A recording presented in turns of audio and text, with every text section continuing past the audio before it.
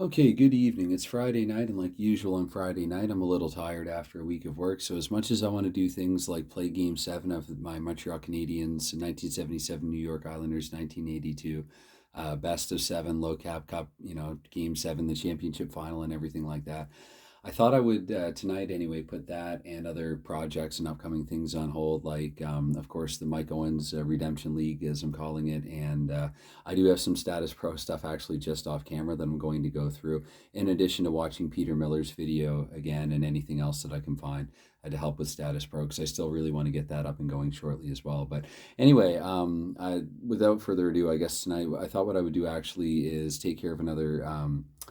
Game by request. I got a request to play Colorado Vancouver among a few games, and this was the one that personally I took particular interest in because they played a game on I was either November 2nd or November 3rd of 2018, I guess, depending on what time zone you're in. I think it would have been the third over here.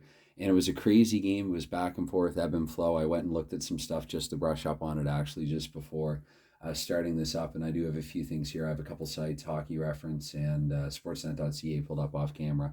And I mean, it's my type of hockey game. I'm not going to recap it in great detail, but I mean, Vancouver went up 1-0, Colorado tied. Vancouver went up 2-1, Colorado tied it at 2. Vancouver went up 3-2, Colorado then went up 4-3. And I remember actually, I think it was the 3-3 tying goal that McKinnon somewhat uncharacteristically chirped.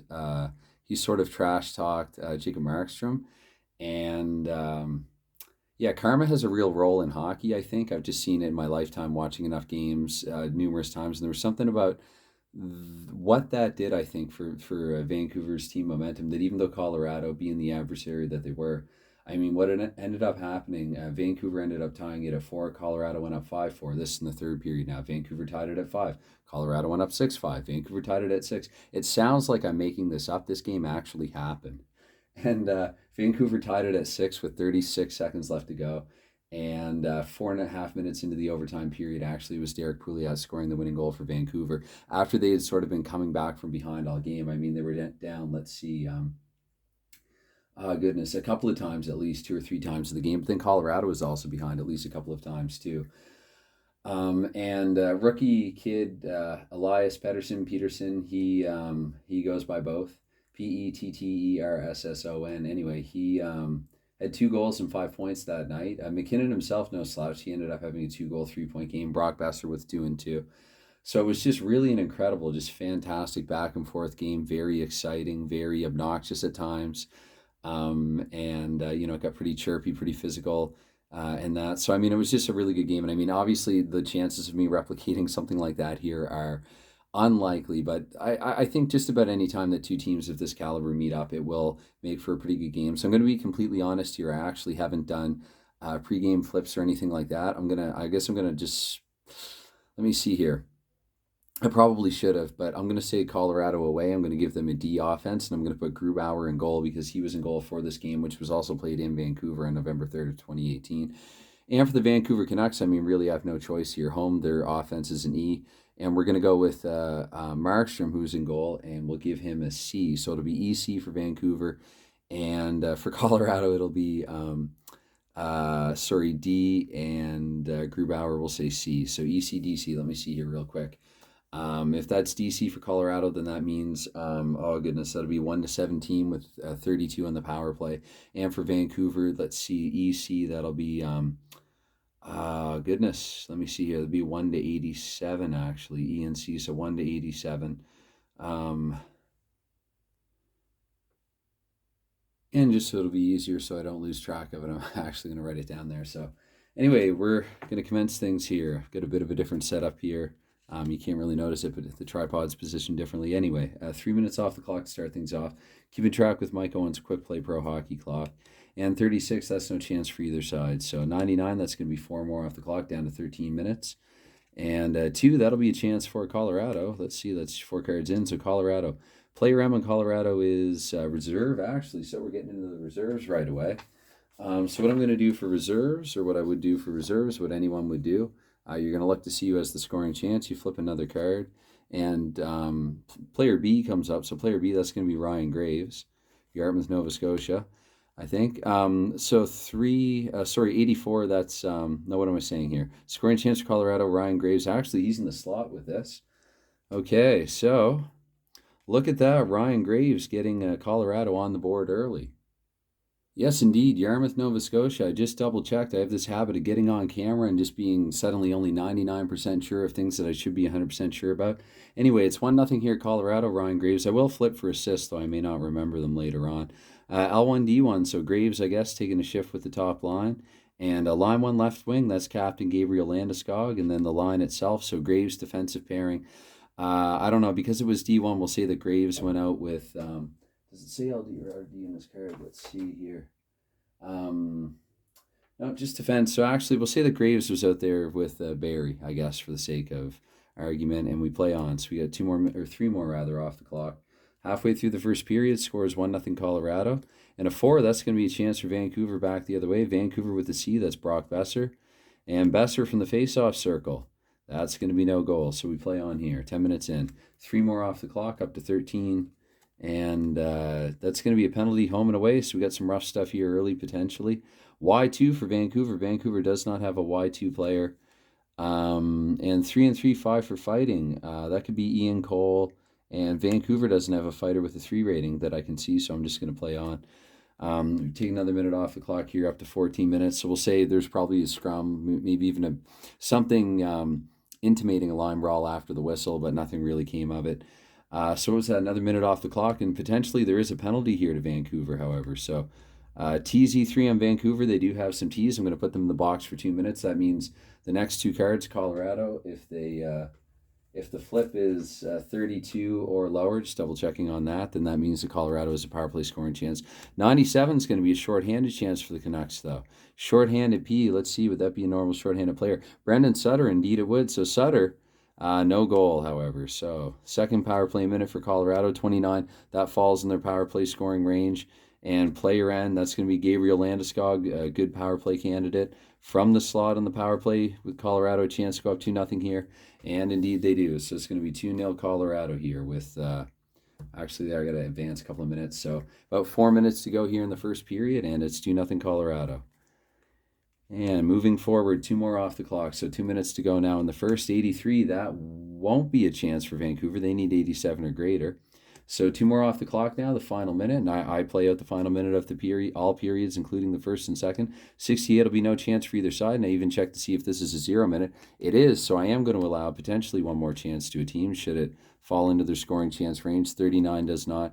This, if it's a 0 card, I will do that once more, but this is not a 0 card. It would be unlikely that would be a 0 card percentage-wise. Anyway, so it's 2-0 Colorado after 20. All right, back for the second. And another thing that I just recalled, actually, another little talking point about this incredible game that Colorado-Vancouver played in 2018, which actually, let me see here. After 20 minutes in that game, it would have been actually just 1-0 Vancouver. So it was definitely not a sign of things to come. There were 7 goals between the teams combined in the second period.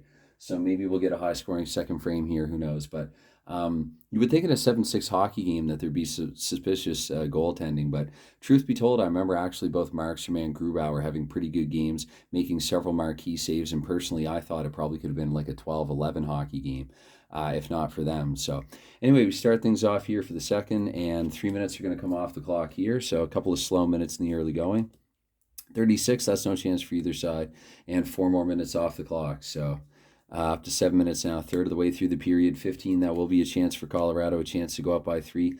Player G, that's going to be Tyson Barrie, and Tyson Barrie in the face-off circle. Tyson Barrie won't be able to get the goal. So another minute comes off the clock here, 8 minutes into the second period, and that's going to be another chance for Colorado. Colorado this time, player R, that's Carl Soderberg on the second line. Soderberg from the slot, and Soderberg's going to score. Not a competitive affair thus far. Colorado up by 3. Colorado might have been more right to chirp and Ton Markstrom in this one. But we're going to play on here. So 2, so we're halfway at the halfway point of the game. I won't play overtime. I will play sudden death should it be tied after 3. So goodness, yeah, so 10 minutes in, 91, that will be a chance for Vancouver to get on the score sheet here. Player S for Vancouver is Jay Beagle. Jay Beagle here in the fourth line. Jay Beagle from the blue line. And he scores. Alrighty, hoodwinked Grubauer, a bit of a surprise one. To manage to tickle the twine with that, it's going to be a 3-1 hockey game now. And we're going to take 3 more off the clock, so we're up to 13 minutes. And 78, that's no chance for either side. Another minute off the clock, up to the 14-minute mark of the period. That could be a penalty to Vancouver. TZ3, once again, sorry, I wanted to shuffle quickly. I mean, it's plausible. There are probably more TZ3 cards in the deck, but you can let me know, or I can play back the video and look to see how well or unwell I shuffled these cards. This again is more of a casual game, just trying to have some fun here on a Friday night. You know, this is my idea of fun on a Friday night. What's yours? But so that'll be a penalty for Vancouver. Vancouver's in the box for 2 and 97. Oh dear, oh dear, oh dear. So hopefully it's just a few cards in succession. If Brendan Sutter gets the scoring chance, I'm going to be mildly embarrassed to say the least. Shorthanded scoring chance for Vancouver. It is player E. That's a bit of a relief. It's going to be Jake Virtanen, which seems pretty hilariously unlikely, actually, given recent indications from Virtanen. But, you know, hopefully he'll mature and everything will work out well for him in Vancouver. Anyway, that's going to be no goal here. So back the other way. It could be a penalty here for Colorado, though, in the second power play minute. And I got to remember to advance during the power play minutes here. ZX2 for Colorado. I don't see a Z and I don't see an X2. So actually they're going to get away with one. And 3. So we're going to be down to the final minute here of the second period. And another chance for Vancouver. They could go into the third shorthanded. WY2, I do see a W, Alexander Edler. So in the very least, he's going to go to the box.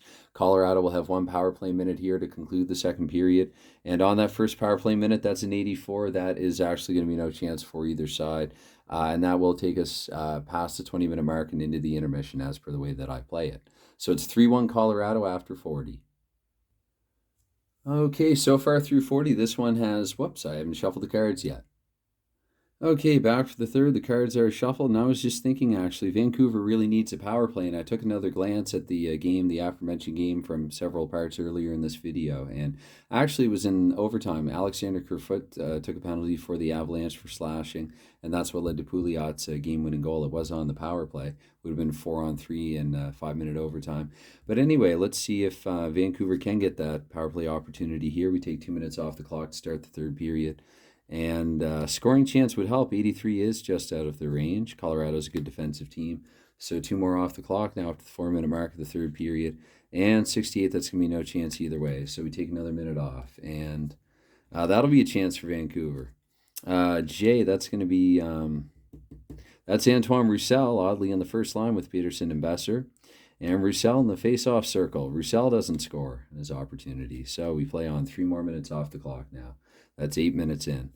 And 60, that's no chance for either side. And so 2 more minutes off the clock now. We have 10 minutes to go here in the hockey game. Vancouver trying to make something happen. No chance for either side. 3 more off the clock now. We have 7 to go. And 32, that's no chance either way either. So we're going to be down to 4 minutes here to go. And 24, that's no chance either way. So we take another 3 minutes off the clock. I guess Vancouver's going to have to pull Markstrom here. Let's see if they can get a scoring opportunity right and around the time they do. No, they do not. So I'm going to look here and see if Vancouver can score 6-on-5 with the next flip. We technically have 1 minute to go here in the third period. And that's no dice. So, and if I flip an additional card, no. So I think actually, I'm just trying to recall now, I think actually Vancouver defeated, or not Vancouver, Winnipeg defeated Minnesota by the same score, if I'm not mistaken, last time that I did a game by request like this. So that's a little unfortunate, but I mean, that's also realistic. Sometimes you pull a really good, high-scoring, competitive back and forth, game out of the cards, a good ebb and flow game, and other times you just get a result like this, sort of a standard 3-1, 3-2 type hockey game. It does happen, or 4-2 or whatever. So what else was I going to say about this? I was just going to say that... Oh yeah, no. For what it was worth, actually, I was just going to say that the reason why I opted for Vancouver to be, for what it's worth, the reason I opted for Vancouver to be the home team and Colorado to be the visitor, is because geekishly so. So I'm kind of alternating. I did. Montreal was on the road. It's basically north-south. So the second game by request, Winnipeg, they were at home because they're the northern team, the more northern team. And then for the third one, Long Island would have been the southern team, so they get to play at home. So I don't know, just trying to decide a random, or not random, but just sort of a 50-50 type order so I can be fair with it. Anyway, any time given to this, any engagement certainly is appreciated. I hope they got something out of it, if anything at all, here on a Friday night. I just, yeah, wanted to, well, just wanted to do something that I felt that I was able to do. Again, coming up this weekend, I'm really looking forward to, hoping I'll be well rested and everything. So I'll be able to hopefully get a good game seven. Hopefully the Cards will give us a good game seven for the Montreal Long Island best of seven series, the 77 Habs and 82 Islanders. And then also I'm hoping to get around to Status Pro as well as Mike Owens Quick Play Pro Hockey Redemption League. So stay tuned for that. And anyway, that's definitely more than enough out of me for the time being here. So bye for now.